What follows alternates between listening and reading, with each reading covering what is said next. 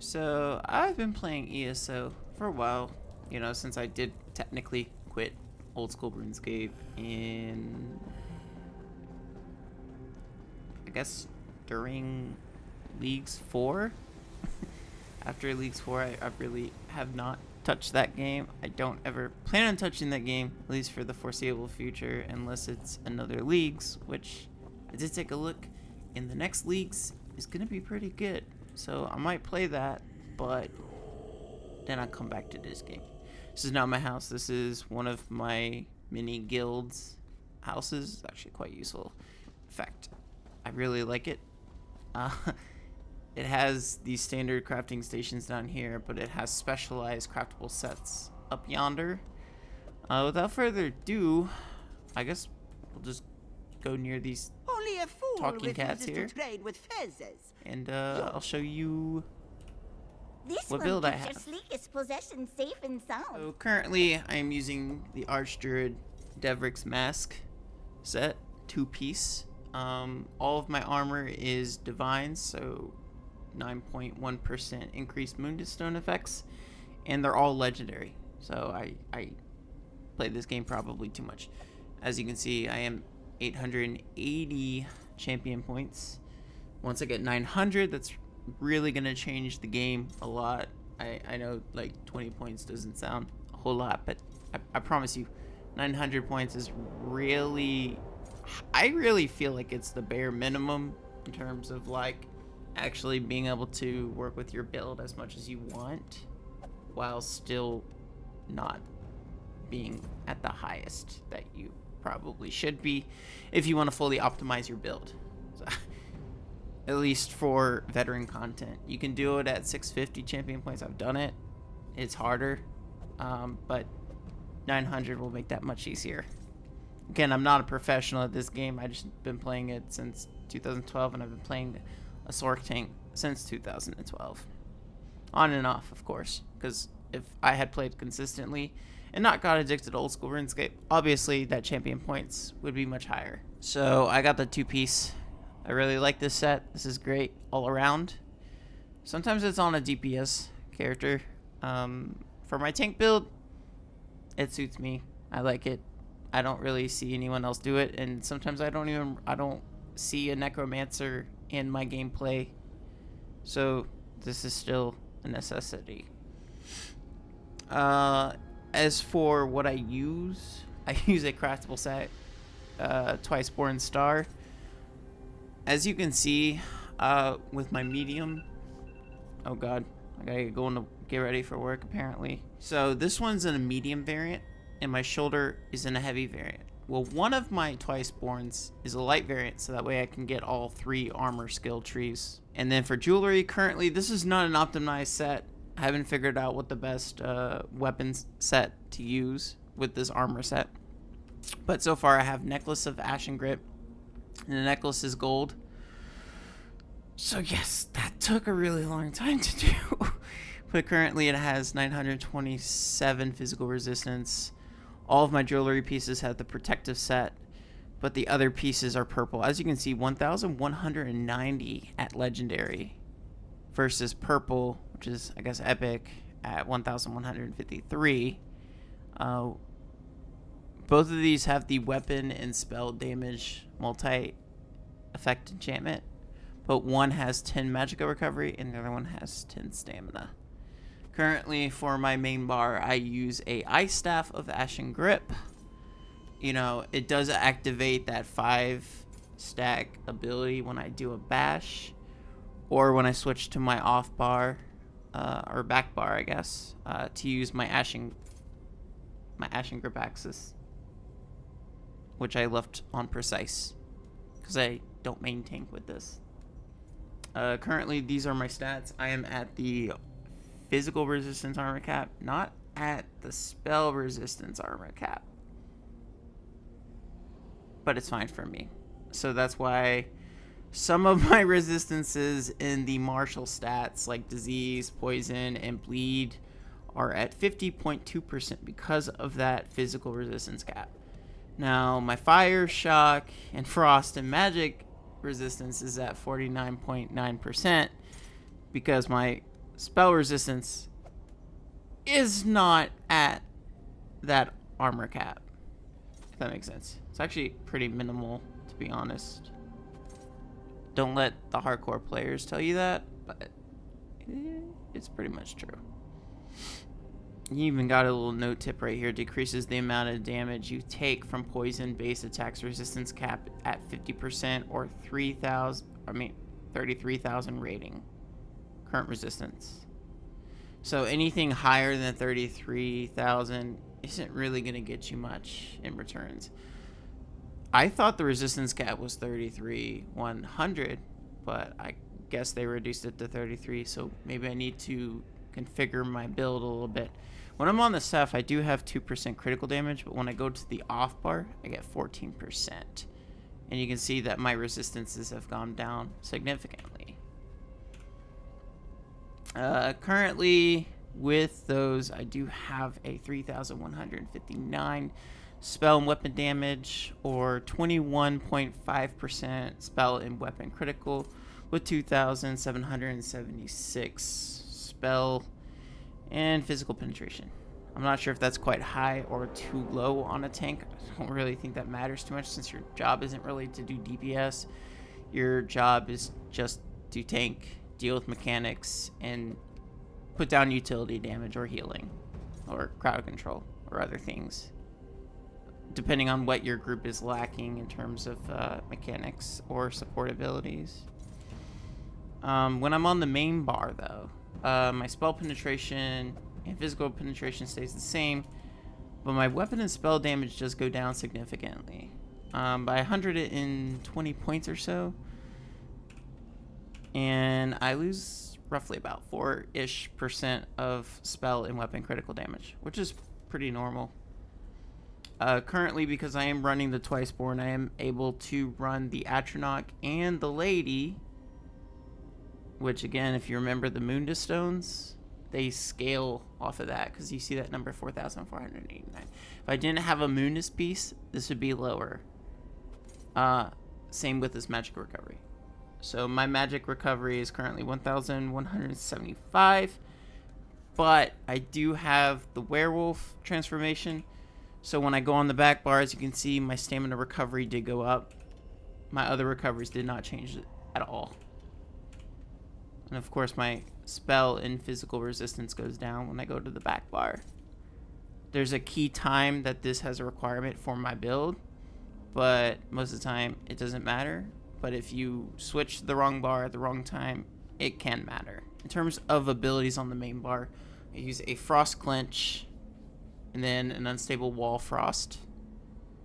I do have this massive ass Hardened Shield, 21,105 points of damage, mitigation, reduction. I don't know how you want to properly word that. And then I have this massive heal. This is fucking phenomenal. When you are tanking the boss, all your DPSs are supposed to be behind the boss. So when you land this down, not only are you inflicting major main to reduce that boss's damage, so you take less damage, but your allies behind it will get healed as well.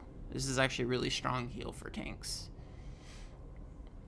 And then I have the Leashing Soul.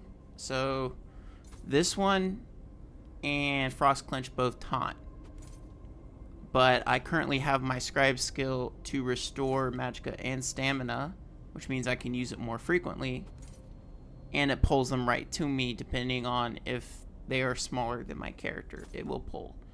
If they are not smaller than my character, they will still get taunted and I'll restore resources. And it grants Empower, so when I'm low on Magicka, I can do a heavy attack to restore Magicka with my staff.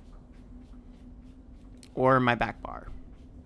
Which brings me back to my back bar. So for my Scribe skill on the dual wield, I like this because enemies that will now take 8% more martial damage for 5 seconds. If you have DPSs that are using martial abilities, this is great for them. It's an AoE ability, so enemies around them. Will also inflict minor vulnerability for 20 seconds, increasing damage taken by 5%. So they will take 5% more damage. So this is a support ability, which is great for my build because it means that my DPSs can do their job a little bit more efficiently. And then I have Crystal Weapon, which shreds 1,000 armor, which is exclusive to the Sorcerer class. A lot of people like that.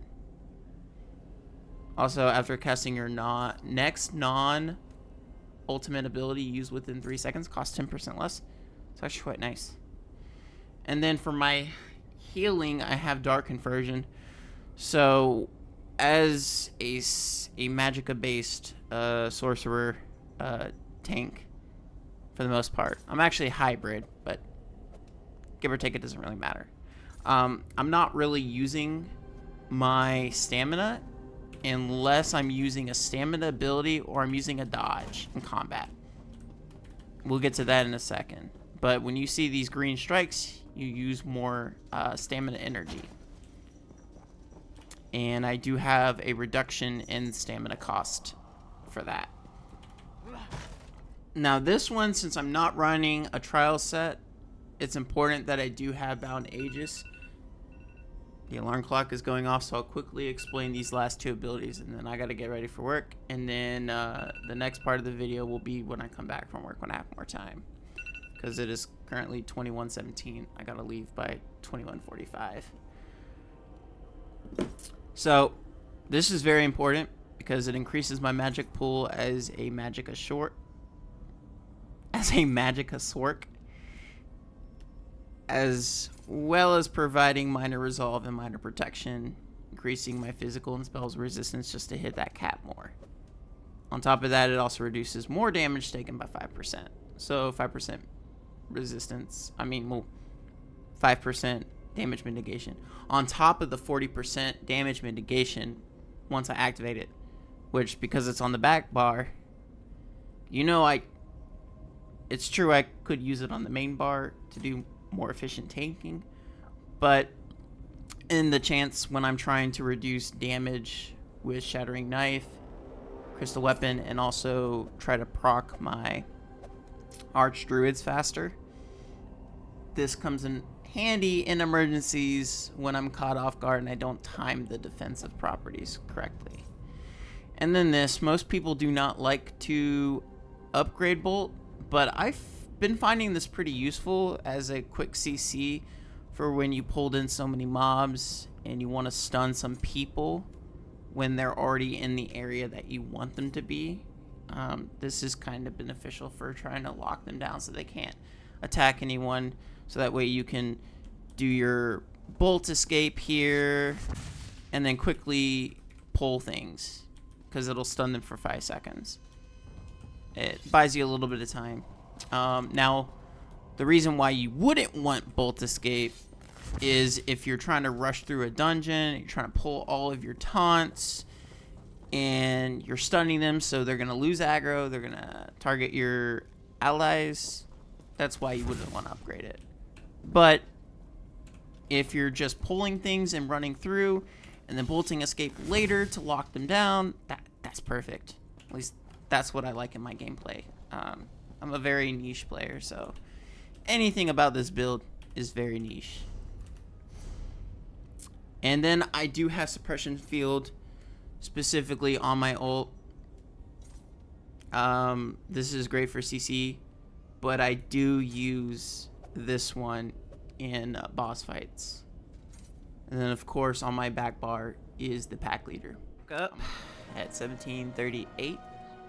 I have no idea what day it is, but according to my phone, it is Monday, September the 23rd.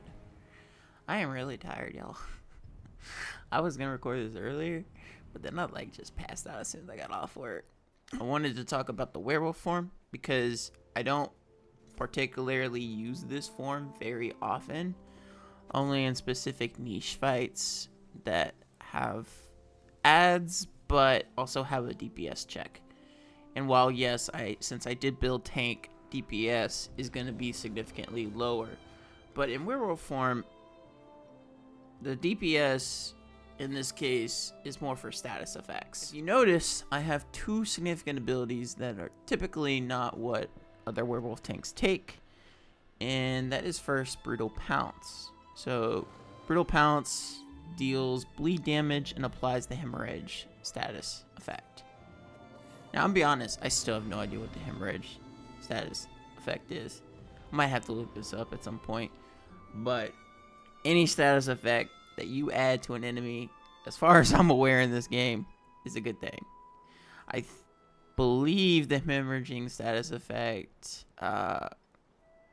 makes everyone have bleed damage. Let me specifically look that up just to verify. According to ESO Hub, which, because of how I'm recording this, I'm assuming that OBS is now frozen the game screen, or it's just completely black. I won't know until I edit the video. However, it specifically says hemorrhaging. Target bleeds over 4 seconds, stacking up to 3 times and increasing damage per stack by 25%. That's what that says. So that's good. In my opinion, I think that's good. It's a good status effect to have. So that's one of the main reasons why I have that. Obviously, Hircine's Fortitude is a must-have. Although, for the specific tank purpose, I always find it interesting that it gives brutality and sorcery. The other variant makes you take more damage. And of course, Deafening Roar, which is where you get that major protection. Also, you know, it gives major breach and minor maim. And of course, Howling Despair, which just adds in extra damage. And it basically gives me and everyone else in my party minor force with the synergy. And then this one is a very controversial thing. Usually, if you're a werewolf tank, you want the healing one. In this case, I want the Claws of Anguish to inflict disease damage, which prevents their healing as well as, you know, their shield strength. Now, enemies do have shields and healings, both in normal and veteran dungeon/trials, if you weren't aware. So this kind of comes in handy. The difference is that you're giving up like a heal over time ability, but the thing is, Hircine's Fortitude will restore my health. And if we don't remember, I have 1,175 magic recovery. So I might be permanently spamming that as much as I need to, but it should regenerate very quickly over time, even if I can't regenerate Magicka with a heavy attack while in werewolf form. In fact, my werewolf form will specifically only regenerate stamina in heavy attack builds. It's very common. Only staves will regenerate Magicka. Of course, you can put enchantments on, and that will help with when you do like your basic light attack. If you have like plunder and you're stealing Magicka, you'll restore Magicka with your light attacks. It will do some with your heavy attacks, but I think it's very strange that only staves, healing and destruction staves, will regenerate Magicka, whereas bows, sword and shield, two-handed weapon, dual wielding will only impact your stamina. It kind of like forces people to get a stave if they want to regenerate their Magicka. I don't necessarily agree with it, but you know, I get the approach. I get that just because so I can help pass the DPS check if my DPS is not doing enough damage, which you can argue in a pre-made group you won't need this because you are pre-selecting your party members and you know their strengths and weaknesses and you know what they're gonna run. And yeah, most of my vet trials are all like randomly generated people. You know, I go into a party, you know, I go to group finder right here, I click trial, I click veteran. If nothing pops up, I'll be surprised, but it does. You know, I click on it, I go in there, These are all random people. So there's no way I can like go and pre-discuss what kind of build to run. And the thing with being a tank is you're not allowed to build for your own help. Generally speaking, people get upset in groups that are already pre-made. But in randoms, it's more acceptable. Now, if you're friends with pretty much everyone in your pre-made, they'll probably just let you run whatever you're most comfortable with. But when it comes down to being a tank, not only are you the only one dealing with mechanics, but you also have to give up most of what you would prefer to run because you have to support your group. And I don't do that. I just really don't. Like, that's why I don't do groups. I always just do random pugs. That's just what I'm more comfortable with. I do like a trial every week with a group of people, and they're pretty chill about it. They know I'm not necessarily new to the game, but they know I'm autistic, and they just want to make it easier for me to do what I want to do. So that's why I run this one and this one, because there's kind of no point in getting the other more tankier variant, because when I only use this in specific boss fights, I don't need to really extend it that much. My kit specifically is without using werewolf form every time, because I typically take on the off tank role. So with how I run the werewolf anyway, it's fine. And plus I have my own massive heals. Something I will note, because this has nothing to do with my class, but if you are a DPS and you don't take a shield or a heal ability, like you really can't blame the healer or the tank for your negligence and not caring for your survival. Like it's pretty rude, because the thing about healers specifically for tanks is that their job is to guard the tank, essentially be the personal healer for the tank who's taking all the damage and mitigating all the damage and essentially playing with all the mechanics. So when a DPS refuses to take a self-heal, because every class has a self-heal, I think 4 out of the 6 classes, or is it 7? I think it's 7. 4 out of 7 classes have a personal self-shield. You know, like my hardened ward right here for a second. So 4 of the 7 classes have a shield. And if you refuse to use that shield, because I don't see why you wouldn't want to use your self-shield, and you die because you got one-shotted by mechanic and you decided to not get out of an AoE for whatever reason, and you decided to stack them up on all of your targets and you all died, that's on you. That's not on the tank's job. It's not like the tank can prevent AoE. It's not like the healer can prevent AoE. The healer is already having to overheal the tank when the tank is already healing itself. This game is not an easy game, and if you're gonna complain to the tank specifically for this, it's because you don't understand how mechanics work. Taunts can only last for 15 seconds. If someone else taunts that target and it happens 3 consecutive times, that's going to force that target to not be tauntable for like somewhere between, I think, 15 and 30 seconds. So that boss, if you accidentally taunt it as a DPS, you're going to die, because you're going to lock it up.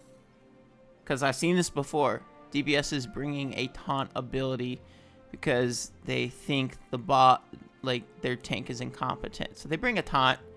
They screw up and get it lock taunted or taunt locked, so no one else can use a taunt efficiently or effectively, or even place. It's not gonna do anything.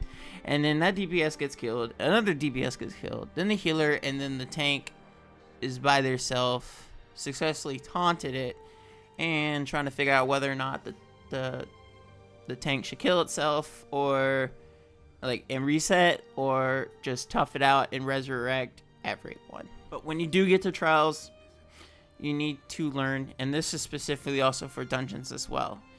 It's not the tank's responsibility to resurrect people. It's the DPS's job to resurrect the people. Because again, DPSs are not dealing with mechanics. Only the healer and the tank are dealing with mechanics. Okay, so as for my trees, doesn't really matter what you put in for green, but there is one recommendation that I do recommend. When you are not in combat, you're going to get a maximum of 20% movement speed if you stack this all the way in 50 stacks here, which is good. That's probably good. As for red tier, this is really customizable to your tank class, specifically to my class currently. This is what I have set up. So I have 16 points into Fortified, 10 into Defiance, 30 into Tumbling. I find that I use roll dodges quite frequently, so having a 240 stamina reduction cost, very important. I'm running 10 into Sprinter. I have full hasty and fully maxed out celerity. This is very important to a tank build, especially when we get to the next part.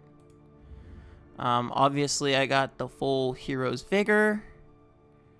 I got 10 points in a shield mastery. I have no need to use this. The only thing that I do need is Bastion. So 15% effectiveness and damage done with damage shields against enemies. Tyler's Guardians, so my blocking is reduced by 20 points. And then I have a bash, which is great for interrupting.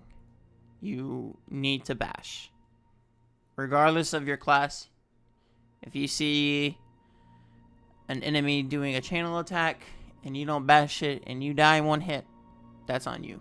That's not specifically the tank or the healer's responsibility. That's everyone's responsibility. So yeah, I always try to put 15 here. I'd hope to get 30 at some point, but obviously I need a lot more CP for that. And then finally, Walking Fortress. I found out this is very important to have nowadays with some mechanics.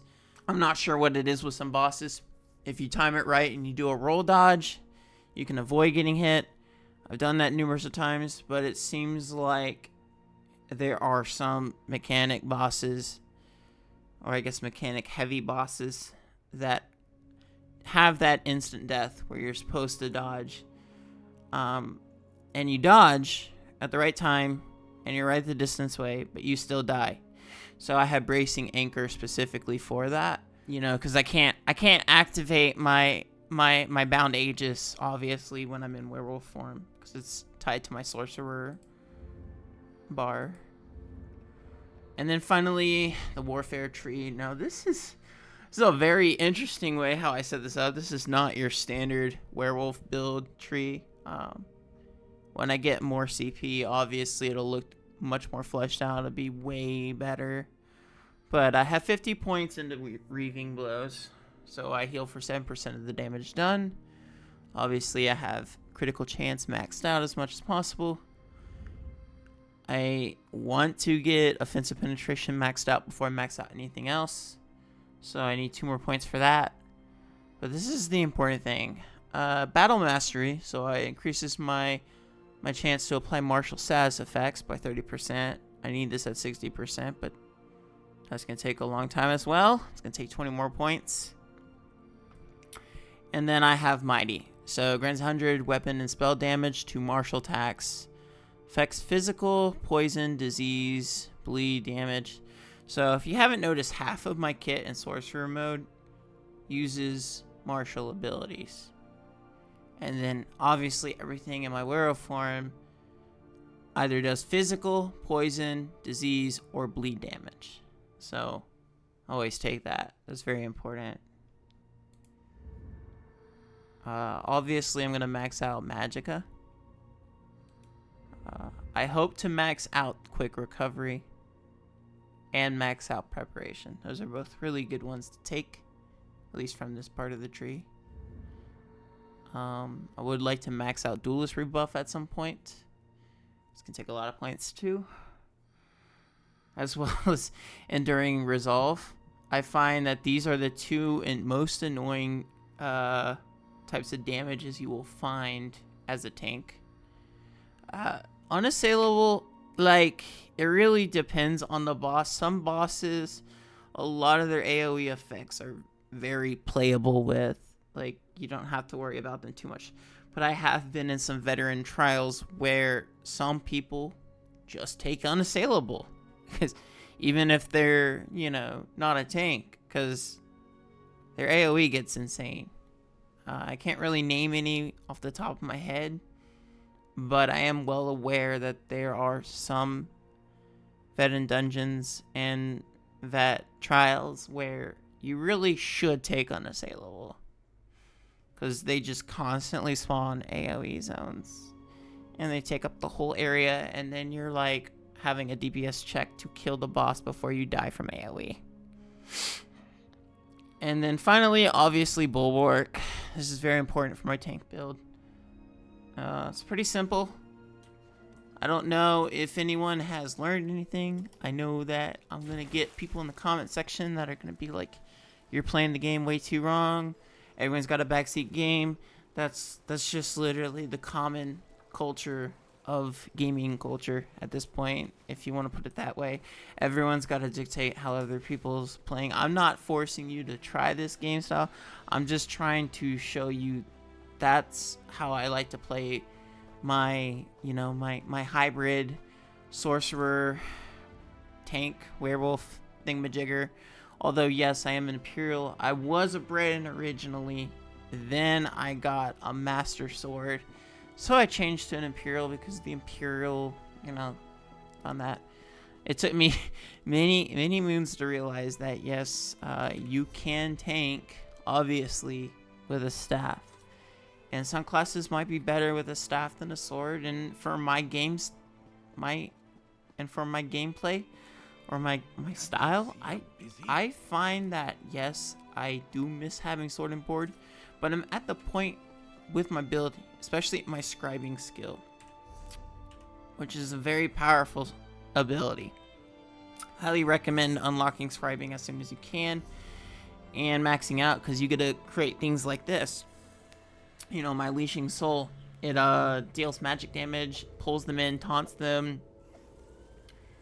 and it restores 600 magicka and stamina, so I can constantly spam this much more than I could with this one right here.